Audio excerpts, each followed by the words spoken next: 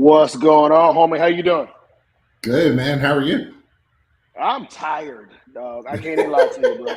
Tired. Hey, man. But shout out to my wife because clearly we had so Zay had his baseball game today. They won, so we had an awesome game, right? Hey, Boys played amazing. Boys that's played what's up. amazing. Yeah, we had a couple rough ones last week, man, but today the boys played really really well, and so you can probably hear it in my voice, you know. And so yeah, man. So literally just walking in the door about 5 minutes ago, late Yeah, game, and so the wife is upstairs bathing both kids, getting them into bed, and here we are, bro. Here we are. You know, yeah, shout out to man. the That's wives, what's man. up. That's what's Shout out to the up. wives. Yeah. Hey, where So would what we about you, be man? How you without doing? them? I'm Up tired, bro. Shit's Creek.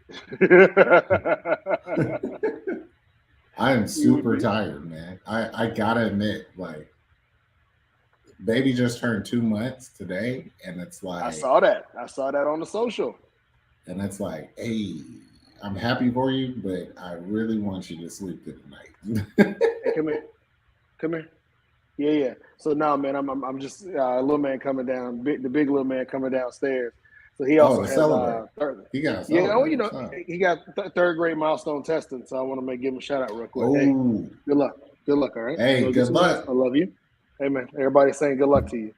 So good Good luck on luck. your You got milestone this. testing tomorrow. All right, go get it. All right, go upstairs and get some rest. Okay, I'll come kiss you tonight when I go to sleep.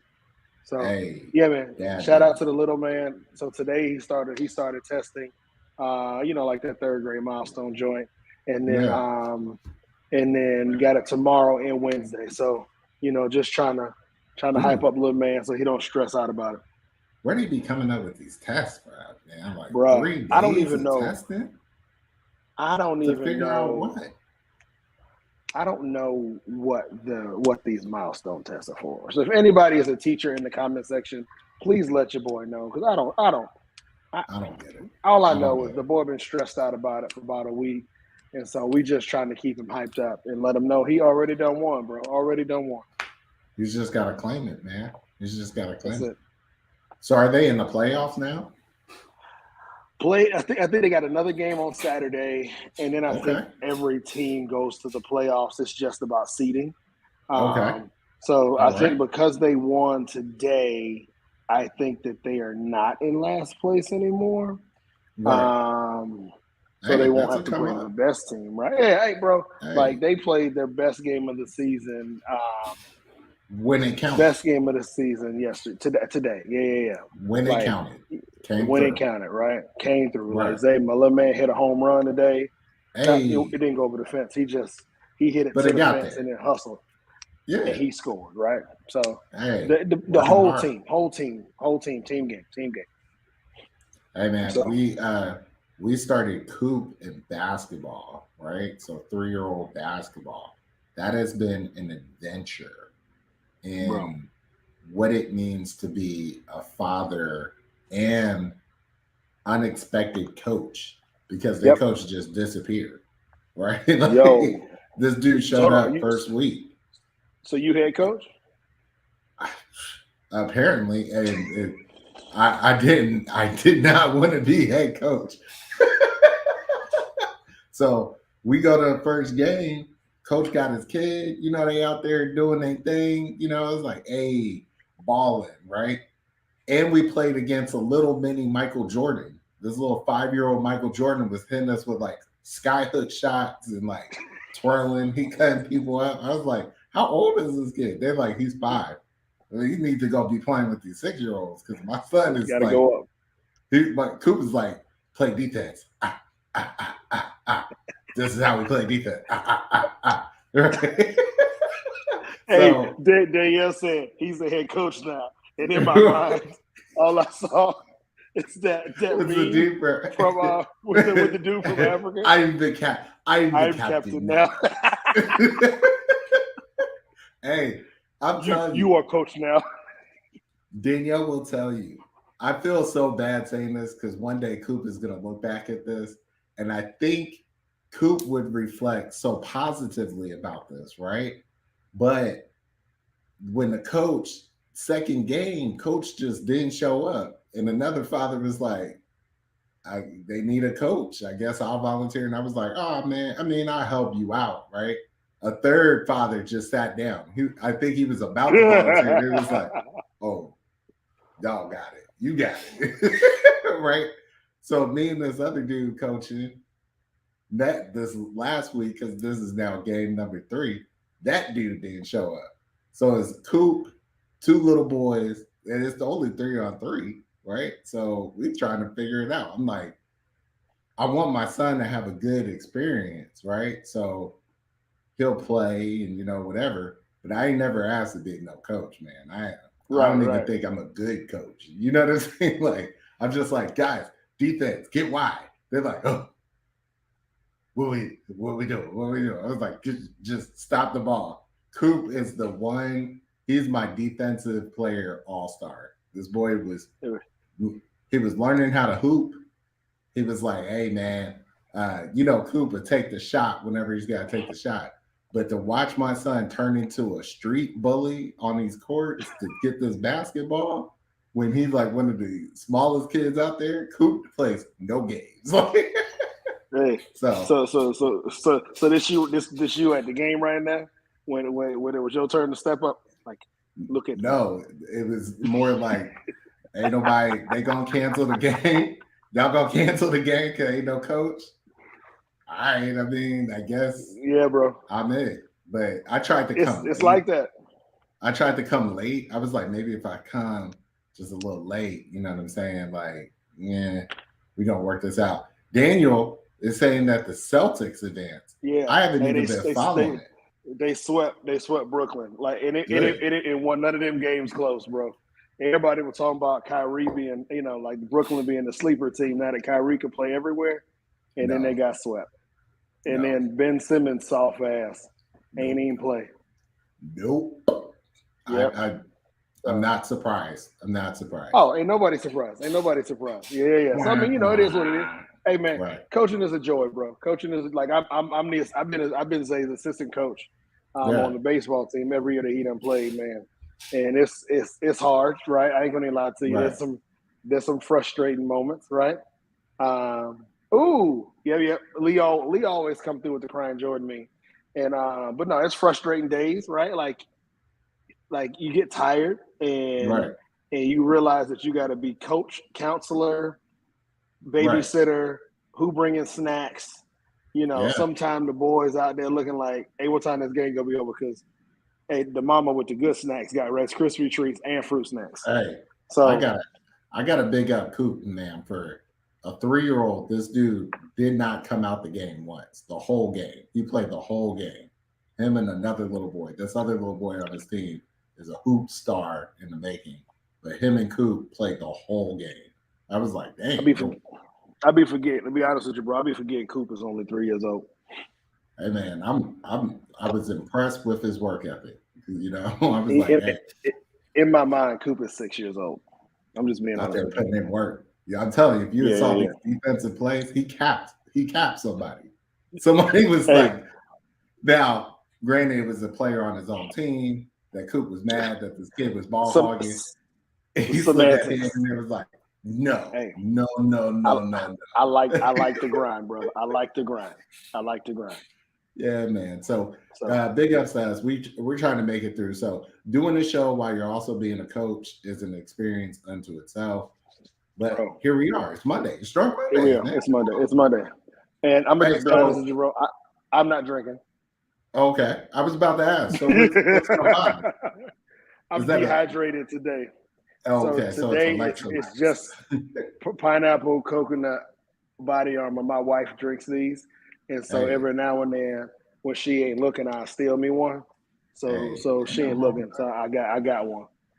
Yeah. So ain't nothing wrong with that. Yeah. No, just What you got? You got your coffee? I got coffee. Yeah, I feel that. I did a bit of a French press while we were in pre-show. Boom. Got my little coffee. Got to stay awake. I'm on night shift, right? Right after this, I got to get baby girl. Got to, make sure she good. Bye-bye. I feel that. You got to make it happen, right? See, Tal talking about the tropical punch one. It does give a rum punch vibe. I can't even so I hit a man now and then like that. Like, the pineapple coconut is her favorite, so that's typically what we have in the house. And then, like, if I want one, I'll get the red one because I typically get red everything, regardless of who make Powerade, Gatorade, Body Armor, whatever. Give me the red one because it's red, right? Yeah. That's the ultimate sign of blackdom. Is just give me the red one. Is it red? Yeah. Yeah, I'll drink the red one. Yeah, So, I mean, man. Fruit punch, berry punch, tropical punch. What color is it though? Red. Is it red? That's all. Hey man, so what's everybody else drinking today though? I keep wanting to talk into the mic. I ain't got nothing set up. Y'all gotta bear with me today. I got a new computer for work and had to go out and buy one. And so none of this stuff, it's a Mac. And I ain't never had a Mac. I've been a PC dude my whole life. And so now I'm like, none of my stuff plug up the same way. So now I gotta figure all this out. So y'all getting the rough joint today. But you making it work. You making it work. It's a bunch of people out here. Wait a minute. Hold up. Danielle drinking rosé? She tired though. So I mean, she got to do what she got to do. I'm chalking up to that. But yes, okay, rosé. That's what we do. Hold on. Danielle, your day been like that we got to have rosé? Hey, go ahead, girl. Little tap. Hello, tap. The tap now. Yeah. Oh, I forgot. Oh, it's all good. Hey, you know what, man? I ain't know nothing about this thing. Like, when you become a parent, bro, you hear terms that you ain't never heard. Like, when you hear moms start talking about, you just pump and dump. And you be like, what the hell? Pump. Like, what is that? What are you pumping? Like, it'd be whole phrases of things that you never knew before you had kids. And then all of a sudden you heard them. And then now you be like, what the hell is pumping and dumping? Oh. I think the biggest thing I didn't foresee about being a parent that y'all showed us back when Coop was a little baby was y'all memorized the Sesame Street song. And me and Danielle was like, what? Oh, yeah. Why do y'all know the number of the day or something like that? Right? And now it's the letter of the day. Clap. I was like, hey, if you hear it 5,000 times, it do get stuck in your head a little bit though. So but then the beat be kind of lit though. Like, I ain't gonna lie to you.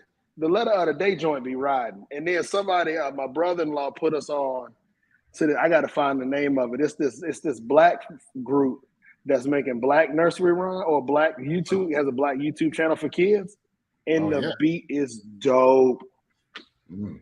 The beats are fire. Now it's kind of awkward because like one of the kids got a halo because it's so the premise of the show. This is not what we're talking about today, guys. The premise of the show is it's modeled after all of their children, right? So it's 4 kids on the show, and it's modeled after their kids, and they're singing and playing and doing like nursery rhymes and stuff, but it's all black kids. Well, one of the dude's son passed away.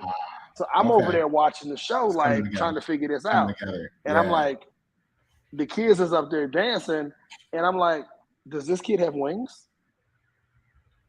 And so I'm like, no, this kid don't have wings. I done had a drink. It's okay. This kid does not have wings. And then I look up and I'm like, yo, this kid has a halo. Right. And so at this point, I'm thinking I'm the only one seeing the halo in the wings. And so I was just like, yo, is this kid dead? And it was like, yeah, he dead. I was like, oh. It's just too much. Hold on. All right, so now I got to find out. Hold on, let me text my brother. Let me text Candace. Is she up there? Hold on, let me text. Let me hold on. I'm about to. Bro, I'm telling you, hold on. Let me text my brother-in-law. What? Keep going. That's great. I mean, I'm interested only because I want to add it to the catalog of stuff, but also, okay. I like Black Channel's Black Lullabies. That sounds dope. So I'm gonna say it's not like obvious to the kids that the kid is dead, right?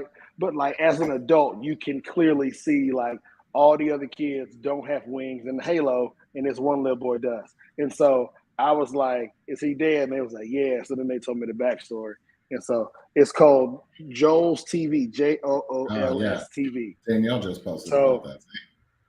Parents Oh, be so yeah, knowing. boom, Danielle in there. Danielle in there. So she be Parents be knowing, knowing. right? Parents be knowing Hey, stuff. bro. I think it's called Gracie's Corner. He gave me the whole rundown. So Hey, the beats be fire, right? Like I can't okay, even lie to you. Hold on, let me right, see if I can pull it up because the beats do be fire. okay. And let me see if I can figure out how to share the screen on the YouTube. I mean on this thing.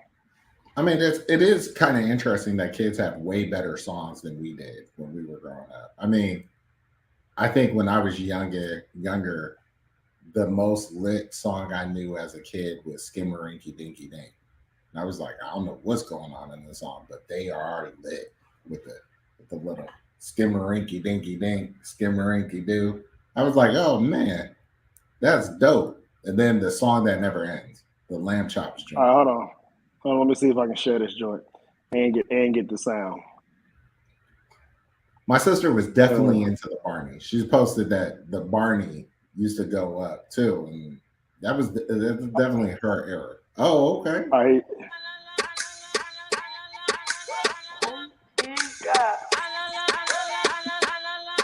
I told you.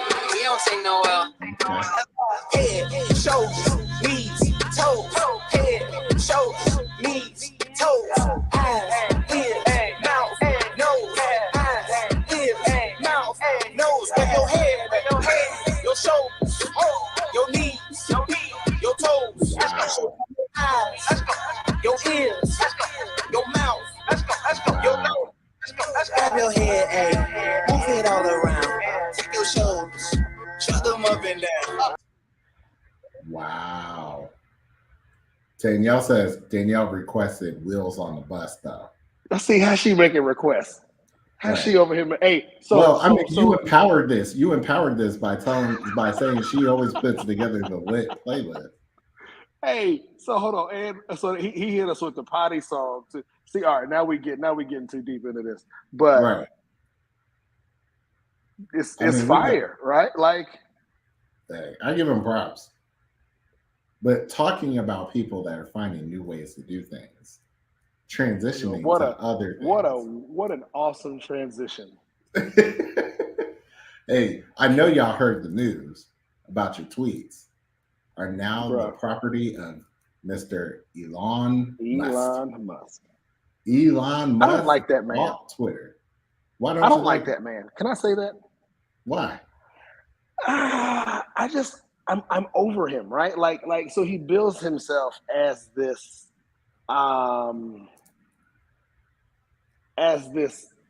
as somebody who is Bill Gates, Steve Jobs, right? You know, like these Okay. visionary type people who create and who built these amazing companies who have changed the world, right? Not debating that his electric cars have changed the world. He's just another rich prick, right? He inherited his money and bought a company, right? And so he's elevating a company that was already hustling and doing good work. But let's not sit back and act like this dude is a fire ass visionary leader. Like, I mean, I'm an avid Twitter user, you know, and so if shit change, I'll leave because like, come on, man. I mean, I'm gonna give it. So we're talking about Twitter, not Elon. I'm gonna keep riding with Twitter. I doubt he makes any major changes. I'm just over Elon, to be fully transparent with you. Oh no, man! Elon's talking about some major changes. He says he wants to unlock the potential of Twitter by what does that mean? That means that he's trying to get it. And I can at least understand this point. The point being, part of the problem when these social media companies go public is now you have a board. It's all about the money, right? Instead, he wants to make this about free speech and make money. So I think that's a very essentially interesting dynamic. What he wants to make it is so that I can say whatever the hell I want to say. I can burn crosses. This is literally because we have kicked off that platform as the platform so many people on the right for saying foolishness. And now what he wants people to say is, oh, I have free speech. but I also don't want the accountability that comes along with my speech. So I want to be able to spew to whatever the hell I want to say on these platforms, but not have zero accountability. I can spew hate speech. I can spew shit that's not real. I can say whatever the hell I want to say, and it's free speech, so you can't block me for it, and that's BS. Well, I'm interested in how this. I'm interested on how it comes back. I mean, I hear him, right, but I don't exactly understand how this value proposition works, right? How does this value proposition come together when I mean, how do you moderate free speech in a way that's not censorship? Maybe he's got some master plan for it. I don't know. But at the same time, though, right? I think Elon Musk reminds me of just a manager. He's a manager that's like, he's not a founder. He's not like a visionary. He's a manager. And he managed to make himself a billionaire, a great amount of money. He didn't make himself a billionaire. He was born into the money. He's I'm not saying he the assets. Himself a billionaire. I'm saying he managed himself to this crazy valuation.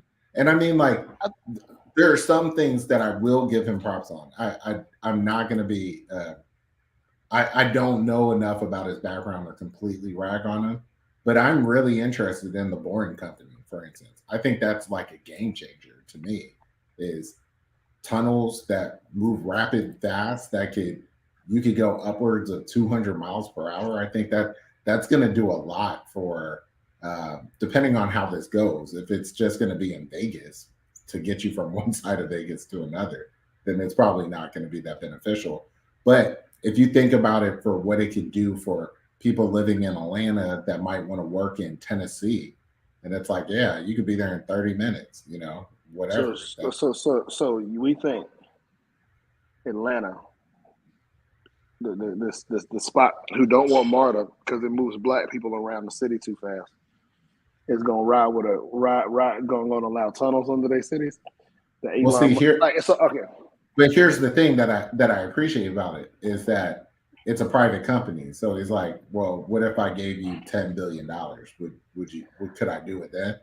And it's like, girl, what'd you do with the money? But see, so that's the thing is, I think Tal hit it. He's opportunistic for sure. Mm-hmm. But I feel like ultimately, this has nothing to do with free speech. It has everything to do with removing accountability for hate speech. That's all this is, right? This is I want to be able to say what I want to say and not get and not have any consequences for it. But let me ask you this: what gives you a sense that that's what's going on with his acquisition of Twitter? Like what? Because that's who he. Because that's what he says. He literally says in his tweets, like, hey, I want to have free speech. This is a platform that you can say anything that you want to say. And that's not how like you can't live in a space where I can say whatever I want to say and not have accountability for my own words, right? Yeah. Because this is literally what led to people storming the Capitol. And while we have seen no accountability for it, because everybody's saying, well, I just said it, I didn't mean it, right? That's BS. Yeah. I think you're seeing that now with what's going on with Marjorie Taylor Greene. Exactly. That's on trial for where she's like, well, I said those things. I didn't mean those things. And it's I didn't mean it. What? Exactly. Right? So I think my other issue right now is when you think about media companies right now, all of them are owned by billionaires. And so what this is now saying is now rich people get to control the information that we are now now they are the ones that are in control 100% of the information that we are consuming, right? When you think about Google, when you think about Jeff Bezos owning the Washington Post, you think about now old boy owning Twitter, right? All of the information that we now consume on an everyday basis is now being filtered through the lens or through the will of people who have a billionaire agenda, right? And so in the agenda of people who have that level of wealth is it ain't to share it. It's not to disseminate information that levels the playing field, right? It's to do whatever it takes to make sure that I have and you don't, right? Like that's the only way billionaires stay billionaires is to make sure that the playing field never is level. Right? Yeah, but this I don't unions in its factories. I don't want to be like the savior for billionaires, or I'm not bigging them up. Just playing devil's advocate with it, though. With that concept, though, is almost like saying, well, did they kind of already control it just in the dark anyway? Like, I mean, you look at Sam Walton and Walmart, right? You're gonna like for decades now, they've killed small businesses for 100%. Right. Well, it wasn't until it became an issue until Amazon came along and was like, well, I'm gonna kill your business, right? And it's like, this is how it goes. We're seeing now is what unchecked capitalism looks like, right? Like capitalism, great thing, right? I want to be able to make the money that I want to make. I want to be able to grow, my family wealth. I want to be able to move my family along, right? Candace and I are thinking about buying a new house, leveraging an asset that's worth a lot to move into an asset that's worth more. I get it, right? Like that's the dream, right? To progress. Everybody has the dream. But right now, right, my opinion is that when you start to allow people to have unchecked capitalism, right, then that means I want to win. I want to gain assets at any cost. And if that means I'm going to do the Purdue, not Sonny Perdue, the other one that was a senator. I'm gonna buy companies. David Perdue. I'm gonna buy companies. Then I'm gonna close the factories. And then I'm gonna take the loss from it on the tax return. But then I'm gonna move all of those jobs overseas, so I save, so I make more money. Right? Like unchecked capitalism is bad for this country, but we have left that idea of making money and leveraging assets in the hands of rich people and not regular people, right? Well, so that's my issue. I think Citizens United kind of changed this for a lot of folks. 100%. When 100%. Supreme Court gave rights to organizations, right? 100%. And said these organizations have invested interests and can do a number of different things. Anybody can kind of look into these things, but I bring it up to say, at some point, we made social welfare a controversial concept that was like debatable, right? And it's kind of crazy. Like if you go out to people and like, you can make $1 million or you can save 10 lives. Which one would you do? And people, I think, would try to do the moral calculus to be like, well, I didn't harm those 10 people, so I would like my $1 million, right? And you're like, but it's 10 people that are going to die. And they're like, yeah, that's not my problem. Or, I mean, like, look what's happening in Atlanta right now with Airbnbs, right? They just passed a huge Airbnb legislation that capped the amount of Airbnbs because everywhere you go, people are like buying up houses and condos and townhomes. And all they want to do is Airbnb them. That's it. Because I think the problem that I would say is interesting for where we exist now is that capitalism has hit Main Street because people have been home for so long. And that's the problem that billionaires are trying to get out of, right? Oh, 100%. Because they don't want you to have capitalism. It's okay for me, Hertz, exactly, or me, National Rental, or Hilton or Marriott. I can have these things, right? What do you mean you bought a condo, 3 condos on the same floor, and you're renting them out as like a hotel? This is unacceptable. Yeah. But what billionaires have always been really good about is it's like that video of the blocks where the person says, here are basically 10 blocks. But what billionaires do is they take 8 and then tell you there's only 2 left. You guys need to fight. Exactly. Over, right. So they've turned the real estate issue in Atlanta into one of Main Street, right? This is you versus other people trying to crawl out of poverty, right? That you guys need to fight about. And that's crazy. And what's what's even worse though is even so, we talked about Candace and I wanting to sell the house, and we've had conversation around, say everything is equal, would we sell to a corporation who just wants to buy it and rent the house, right? Corporation A says, hey, we'll give you $10,000 more for your house than this family will, right? Would you sell it to the family or sell it to the corporation? And to me, I would prefer to sell it. Yes, do I want the extra 10 grand? Hell yeah. Right. But I would still prefer to sell it to the family, because now I'm lifting a family as opposed to the corporation that's just going to rent it out, and you're not allowing that family to leverage an asset in the future, right? Well, I think you're stifling you're stifling that family's access to capitalism, because now you're renting my home instead of it being a home that somebody can buy. But I think capitalism would say that that's a weakness of the system, right? Is why you have a fiduciary duty to try and get maximum dollar for your asset, right? I don't. But no, I'm just saying, like, the principles of capitalism. Oh yeah. Would suppose that and say, why would you take $10,000 cheaper for a family to live there? If they can't afford it, they can't afford it. The difference is that we gave too much power to organizations that then say, well, you have to suppress their pay. Like, I think it's amazing. One of the trickiest things about capitalism and inflation and all these things, as we kind of talk about them, I think is one of the most interesting things is that cost of living adjustments aren't tied to inflation. They're not tied to inflation. Nope. Which going back to your example, right? Capitalism is the bedrock foundation of this, is to leverage something into getting into something more, right? But for a lot of folks, it's you have to do that in order to stay just above water, right? You have to continually leverage to work very hard to just maintain, It's rough out there, That's crazy.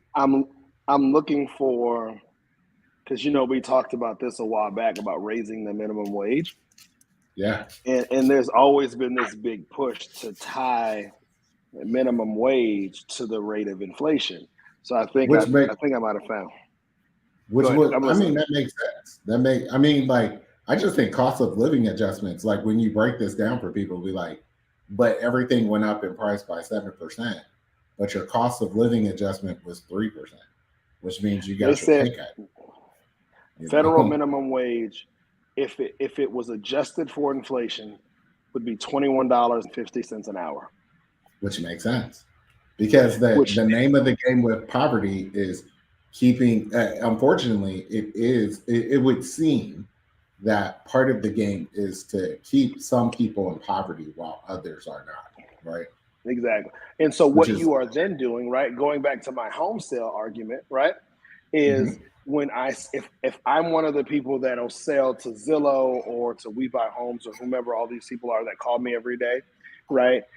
If I sell to them, what I'm now saying is I want to keep people down the line from me. So the family that's where we were 5 years ago, right? I want to keep them where they are, right?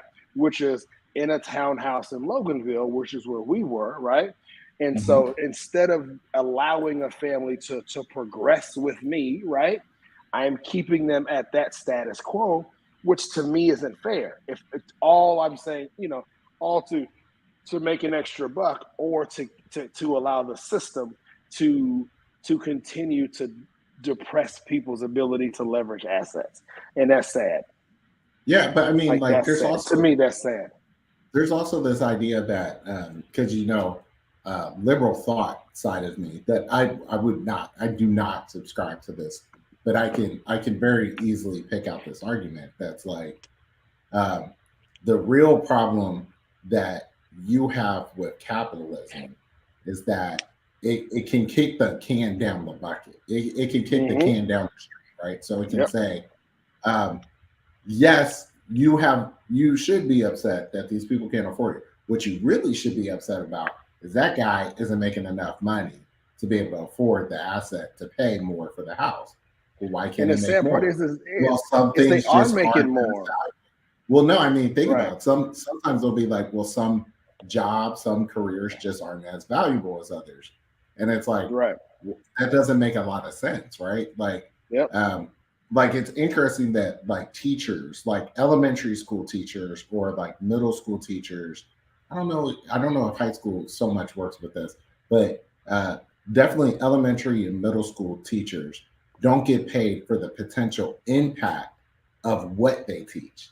They get paid for the exact curriculum that they teach, not the fact that Miss Jones inspired Jeff to become a doctor, and thus, when Jeff made $450,000 as some awesome surgeon out there sometime later, she can derive some extra value from this because that's exactly what happened. But for some reason, we'll say Jeff did this on his own. He bootstrapped this thing. He owes the teacher nothing. And then when she needs insurance or anything, social welfare, we'll say that's evil, man. Don't do that. Don't support these people.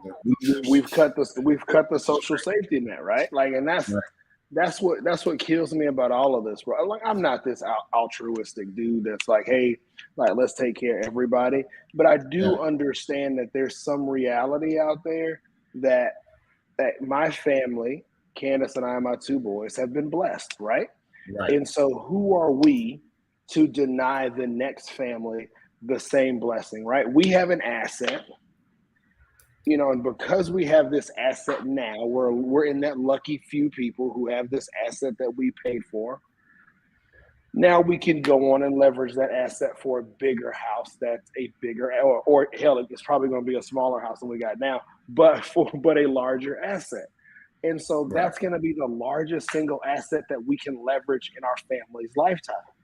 And so isn't that our responsibility not necessarily, maybe it's not our responsibility, but shouldn't we have some level of duty to ensure that the next family has that same opportunity, right? So if I sell it to this corporation and they rent that shit out, now I just cut that family who's coming after me the opportunity to have their asset that they can then leverage in the future, right? Like, so to me, like that it just sucks, bro. It sucks, man. I mean, hell, we don't know where we're going. And Keisha, I feel you. I hope we don't get down the road where you are, where you got 4 offers out right now. We haven't even made, where we gonna go yet, right? We ain't got that far. But that's kind of crazy when you think about it. So Keisha, I give you all those props because that could be a super frustrating experience, having offers out there, competing with people trying to get houses. And then I think it kind of puts you in a position where you're competing for something that you're not even sure you want, but you have to throw it in there because things are getting gobbled up so easily.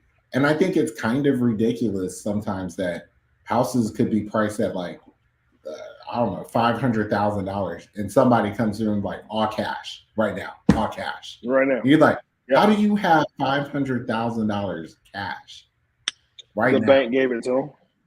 No, but I'm saying leveraging. They're leveraging their own assets, right? They're leveraging. Well, and what's crazy is they're not even leveraging assets. They're probably leveraging their debt. Right. Like so if it's a company, right? They're just going to the bank and saying, "Hey, look at our books, right? We have $3 million in assets, right? Yeah. And we want to borrow money against that asset so that we can go out and buy another $3 million worth of homes because we're going to rent them all out at $3,000 a month, right? And so our cash flow is going to be $3,000 times our 10 houses, right? Like it's trash and it ain't fair, right? Like, but this is what unchecked capitalism looks like, and it don't hurt rich people. It don't hurt poor people because they have the social safety net. It hurts you and me and Keisha and all of those folks in the middle who we make too much to be rich, right? We make too much to qualify for social safety net program, but we don't make enough to protect our family from jacked up laws and tax policies that don't really benefit us. Yeah, because I mean, sorry, I think I'm stepping off my soapbox. It's kind of crazy that investors have that much money or that much leveraging power. Mm-hmm. Like you said, it's kind of unchecked. But I don't Mm-hmm. know, man. The mental agility to kind of just do this. Like Danielle is exactly right. We were driving through in town. We were over by Inman Park Festival, so we're just driving through, and we're looking at some of the houses. And Danielle has a theory. Whenever she looks at these condos, townhomes, she's like, they're all Airbnbs. Like they're Airbnb hotels. That's what's going on here.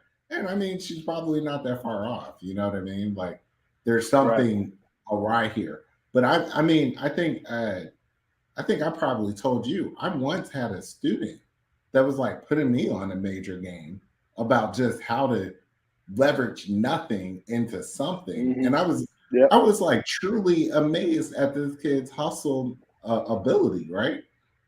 Mm-hmm. Because he was out here doing things like um, I'm not gonna mention his name or anything, but he was like, yeah, get an apartment off of the Beltline and then Airbnb it. And I was like, what? Right? He was like, oh, I live in a 1 bedroom studio out in Gwinnett. But yeah, I got an apartment downtown. I got like two of them. And I was like, what do you do? Crazy. It was like I Airbnb them and then I get the cash from them. So as long as I'm making more on Airbnb and it's by the Beltline, so I don't care what the price is. Same kid that was like, yeah, I leased the Tesla so I could Turo it. And I was like, what? I Game. was like, Hey, these game. kids, these kids is on a Game. whole nother level. I mean, the Game. Cash Me Outside Girl. Did Mm-hmm. you read this? Cash Me Outside No. Girl uh, recently bought an NFL player's mansion out in LA or out in Florida, right?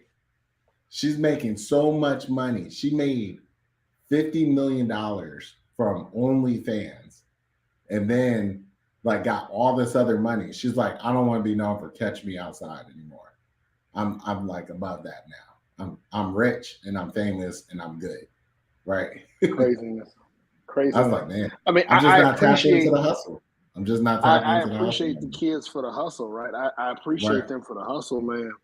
You know, and again, I don't knock anybody's ability to create wealth or create right, um but if we're going to allow capitalism to run rampant, then we also in the same breath can't cut social safety net programs, right? Like you yeah, can't do both.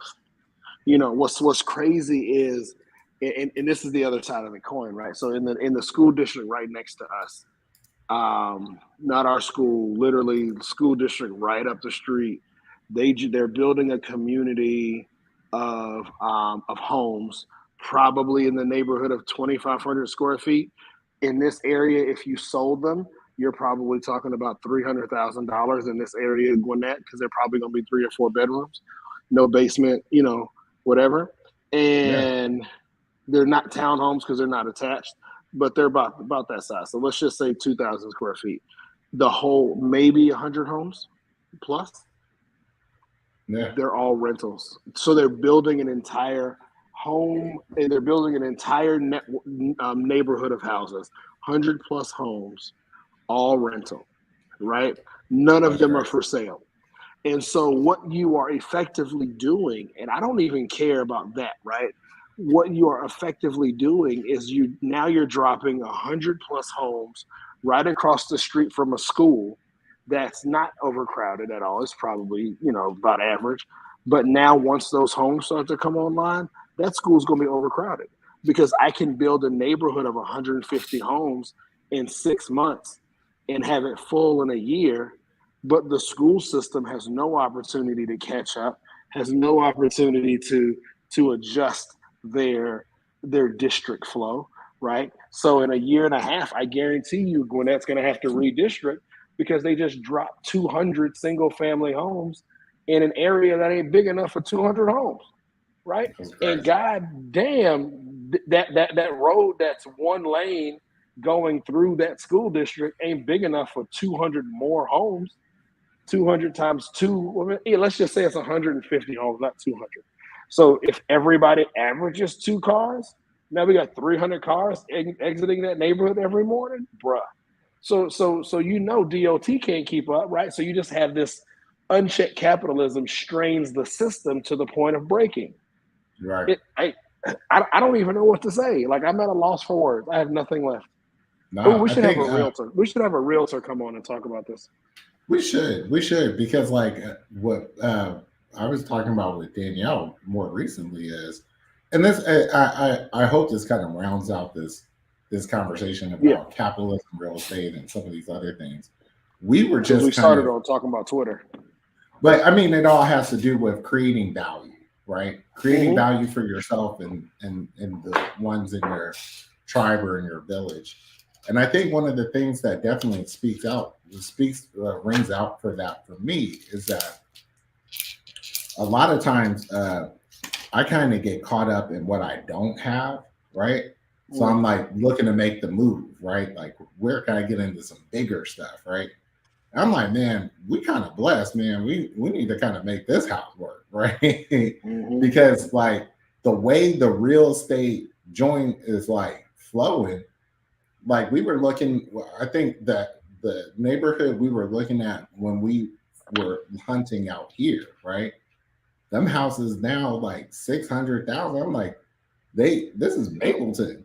I don't understand. Why is this house $600,000? And it's like, so where would you have me move? Oh, we would have you move up by Rome, Georgia. Rome? I'm not moving to Rome, bro. You tripping. Yep. So, but I mean, that's what you're gonna do. I'm not. I mean, you think about us over here. So we live on the edge of Gwinnett, and so now you see a lot of people pushing further out to Barrow County. But I'll be damned if I said my two black boys. Barrow is, you know where the Pendergrass Flea Market is? Yes. Jefferson, Georgia. Barrow County is the county right in between Gwinnett and Jackson County.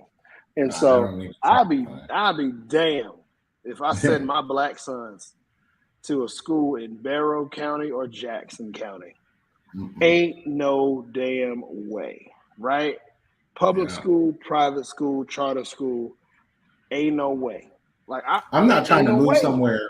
I'm not trying to move somewhere where Chipotle is considered progressive. Fine dining. Right. You know what I mean? Yep. Like, oh, these liberals coming in with Yep. You know what I mean? These liberals coming in with Chipotle. Be like, whoa, bro. Pause. You know. No lie. Well, I ain't trying to move nowhere where we celebrating Applebee's coming to town. Right? Like when we lived in Loganville, when we first got married, it was many a Rotary Club meeting where they was talking about getting excited because Applebee's and Chili's was coming to town. Like when Ruby Tuesdays opened, people were at the ribbon cutting ceremony. When Dick's Sporting Goods opened, like it was a thing in the town, right? And like that space, it ain't conducive for young black families, bro. And so, you know, it is what it is. I ain't got now. You got to. Hey, so go ahead. No, go ahead. No, I said I feel like we really need to figure out a realtor that we can have come on the show, so we can, because I didn't expect the conversation to go here, but this was a really good convo. So now I want to dive a little deeper into the conversation. Yeah, I mean, if y'all are viewers, if you got any contacts out there that working in real estate that want to share some knowledge with some good folks, tell them to come through on Monday. Drop some emails on us or something so we get some folks up. No, I don't think they have to be in Georgia, Star. I think they could be anywhere, really. You know what I mean? Yeah, no. I just want to have a conversation with some realtors, man, about this game. And y'all don't listen to Star. She live in Miami. She about to move next door to Rihanna and Rick Ross. Like, come on, or Rihanna and Trick Daddy, right? Like, don't let her lie to y'all. Like, oh, I'm looking for a house and can't find it. She is literally about to buy a house next to Rihanna and Trick Daddy. So, like, don't even let her lie to y'all. Hey. She's a liar. Just a little bit of quick side hate, huh? Yeah. I always got time. Always got time for side hate. Mm-mm-mm. Hey, man, so I think it's time we get to our favorite part of the episode. What do you think? Heroes and villains. You ready? Heroes and villains. You go first. Who you got? All right. So here, hold on. Give me a second. Give me a second to get my hero lined up. Here we go. This for. There we go. This is my hero. I hope Danielle is still watching. Yeah. Hope you were still watching, Danielle. The wheels on the bus go round and round, yeah, round and round, yeah, round and round. The wheels on the bus go round and round, round and round, round and round. The people on the bus go up and down, up and down, up and down. The people on the bus go up and down, come on, up and down, all through it. If you're rolling on the bus, then get your roll on. Everybody everywhere, get your roll on. If you're on your way to... I'm done. Why did you I'm do done. that? I'm done. Okay, I'm done. I'm sorry. That was a.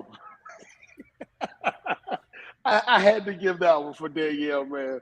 Danielle, she requested wheels on the bus earlier today, so I had to give it more. I don't even know why you even did that. She's up there tired. Danielle's tired and drinking rosé and water. Talk about wheels on the bus.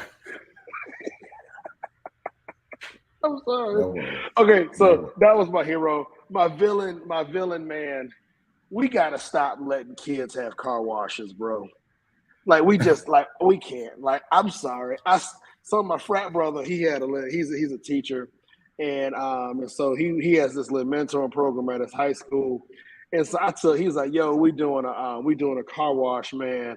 It's like make a donation, $8-10, and you come get your car washed. So I got my car washed, bro.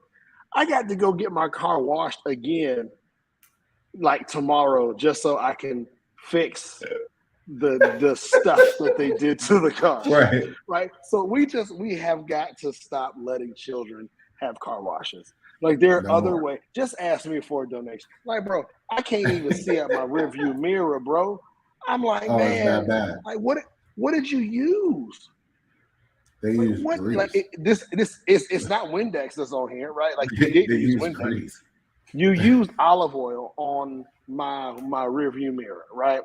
I had to stop at the gas station just so I could scrub off. And it's not really a scrub, but it was just streaky.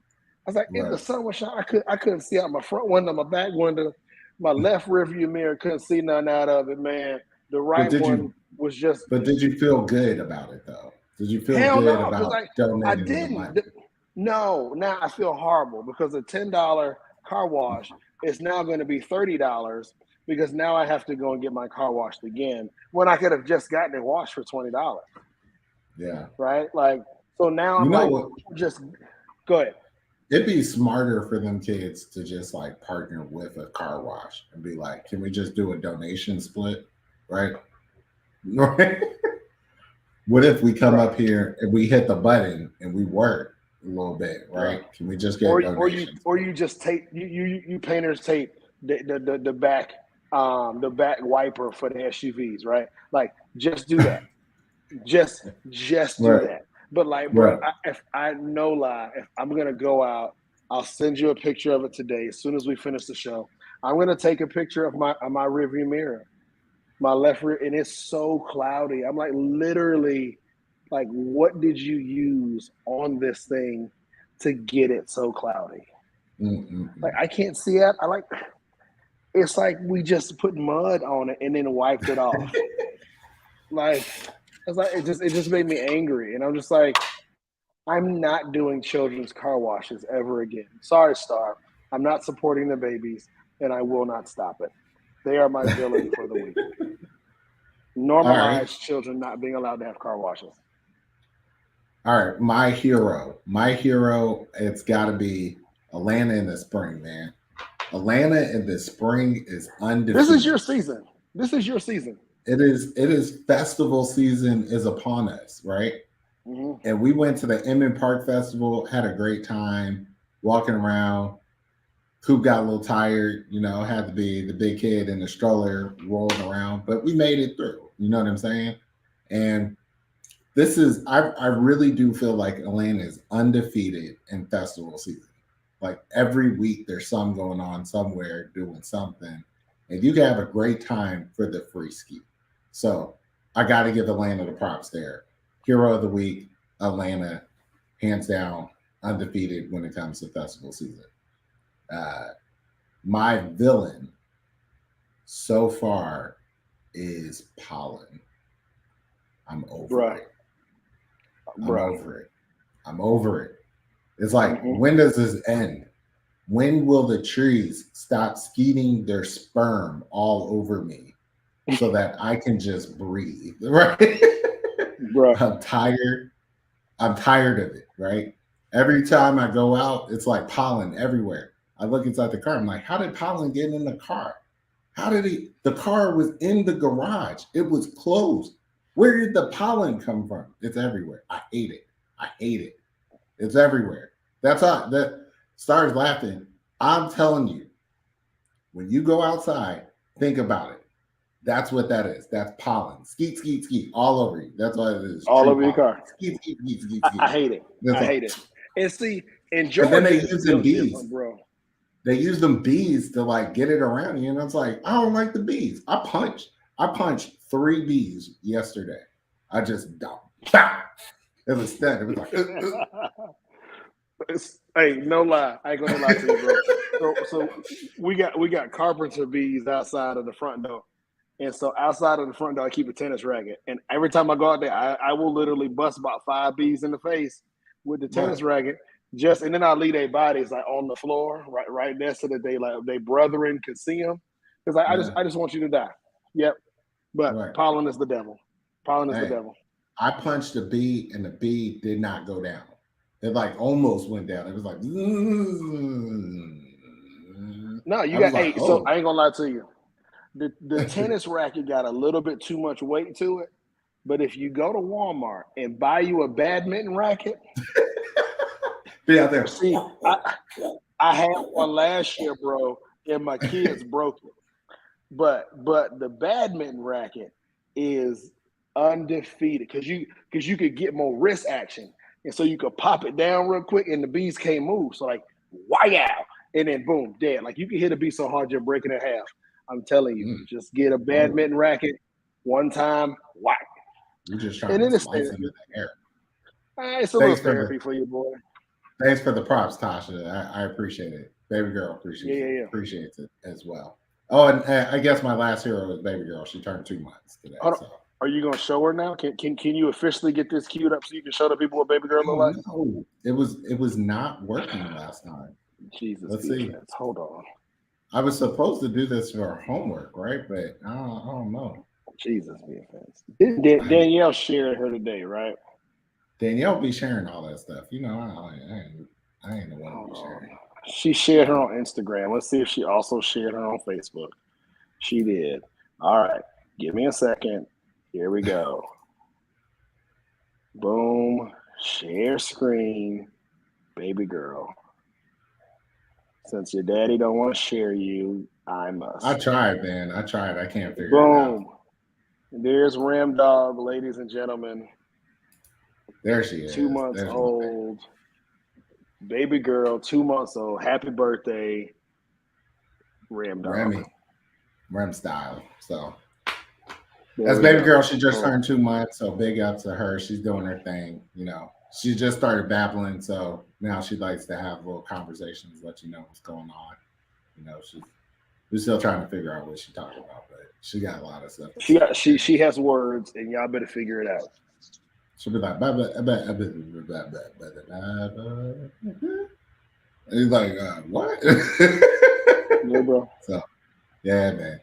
So, those are my 2 heroes and my villain. So, there we are. Hey, man, another awesome episode, man. Tal, call Baby Girl tomorrow. So, another awesome episode. We're going to try to get a realtor on so we can dive a little deeper into this housing crisis conversation. And how we can bring some equity into the housing market and deal with unchecked capitalism. That's a whole damn episode. We need to get Justin on. Let's talk about unchecked capitalism. Right. So. Oh, wait. There she is. There's the 2 months. You see it? Hold on. Here we go. There we go. 2 months. Boom. I found a way to get around it. So.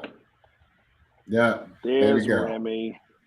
Smiling away. Yo, I love so since we talking about Remy here, I love the fact that like her eyes are so bright. Like she is like, yo, I'm aware, I have things, and I know Yeah. things. Look at me. She looks like she always has something to say. She just can't quite get it out, or she's just choosing not to say it. You know. I feel like she's choosing not to say it because she knows it's violent. Right. I do She's feel saying, like Coop was a very happy kid, so he was always like laughing and all that stuff, right? Remy's always like this. Hey, dog, but it's brightness in her eyes, man, and that's what I Yeah. love. Like, like her eyes are so bright. Yeah. So Baby you girl. can tell it's baby it's some genius behind them eyes. Mm-hmm. Yep. So All right, yeah, man. Well, we gonna get up out of here on that note. Yeah. Because I got to go to work tomorrow. Day 2 at the new job. I know. So Congratulations. so we'll talk about we'll talk about that a little bit maybe next week. I probably need to make some announcements on social media that I have transitioned to a new place. So I will do that probably tomorrow. So all right, man. bro. I'm Jeff. I'm Kerry. Peace out. Drunk Mondays, baby.